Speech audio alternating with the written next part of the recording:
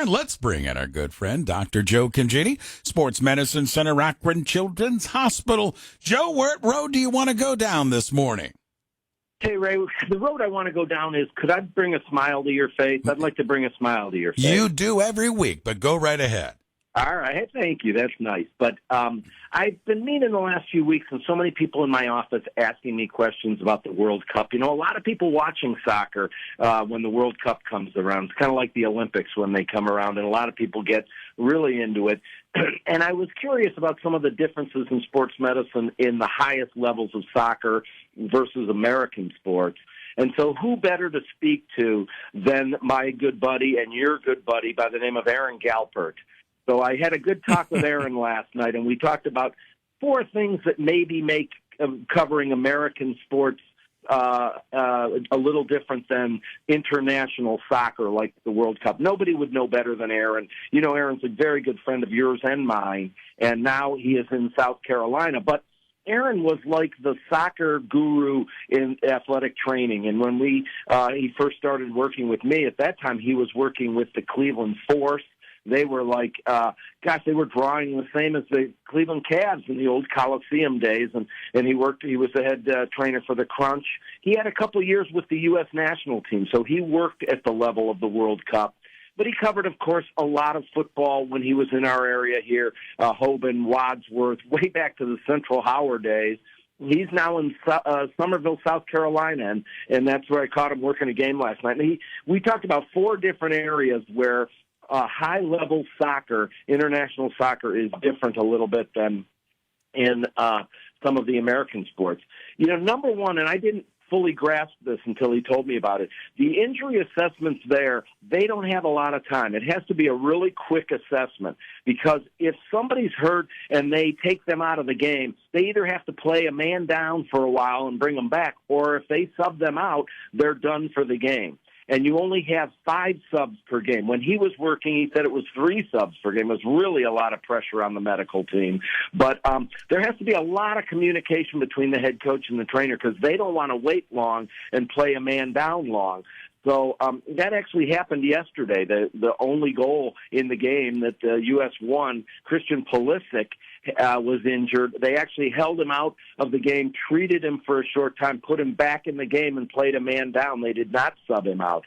The signal is the traveling sign to your coach if they're not going to make it back means sub them out. The thumbs up means that they're going to make it back. But so they have a lot of pressure on them in assessing these. They don't have much time. Aaron said it was really about 30 seconds that they had to assess these injuries. Number 2, a lot of people ask me, why the stretcher? Do you see now still they use the stretcher, they bring it out on the field. And part of it is they want to keep the soccer game going at the international level. They don't want a lot of assessment on the field. So if you're going to have to look at a lot of things of the injury, they want you to put the person on a stretcher, bring them to the sidelines. And in fact, in the old days, Aaron told me, if you bring the stretcher out on the field and you don't use it, you could get a yellow card from the officials. So they want this game moving, and they want a quick assessment. And that really puts a lot of pressure on, especially the trainer. But they have now a team of consultants on the sideline, but mainly the trainers go out and make these decisions. The third part that just got me, and a lot of people ask me in the office, what is that they spray on the injuries so much more? And this is something we use still a little in America, but not that much. It's called ethyl chloride, and it's a numbing spray. And it is a cooling substance, really cools the area to numb it down. It really is usually only temporary relief. Maybe we see it in baseball occasionally, some still, but I've really never used it much in my career at all. But there's a lot of use of ethyl chloride in the international game of soccer. And one more just funny story Aaron told is that at the international level, when he was with the U.S. national team, they would see the Europeans run out with a bucket, and they would have a sponge in the bucket, and they would sponge down the player very quickly before they made a decision on whether they had to be subbed out or could come back in. And they were wondering, what's in this bucket? And the U.S. Training teams used to just call it the magic bucket because they would towel the person down and then see if they were able to come back into the game. But there is a lot of pressure, and I didn't realize that. It's not quite the same. Hey, we could sub a basketball player, a football player. No, if you sub them out, they're out for the game, and you only have 5 subs. So Aaron was one of the best at it, and those were a few of the differences. And, of course, a lot of people watched yesterday's World Cup where the U.S. defeated Iran 1-0. And, of course, Aaron was my former roommate on one of our golf trips, so know Aaron very well, my friend. Yeah, the next game is Saturday. I'm told the star who scored the goal, Christian Pulisic, is looking like he's on track to be ready to play in that game. So that's really caught the attention of a lot of fans.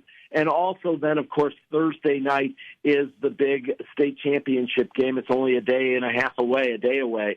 And that very long high school football season, 16 games to play to get to this game. I working with Hoban, playing in the state championship game and 2 scrimmages. That's an 18-game season. It is a long season, but it should be a really great game down at the Hall of Fame Stadium between Toledo Central Catholic and Archbishop Hoban. Yeah, that kicks off 7 o'clock Thursday night, kicking off championship week there at Tom Benson Stadium. Joe, as always, great insight. Good stuff this morning. We'll get back together again next week.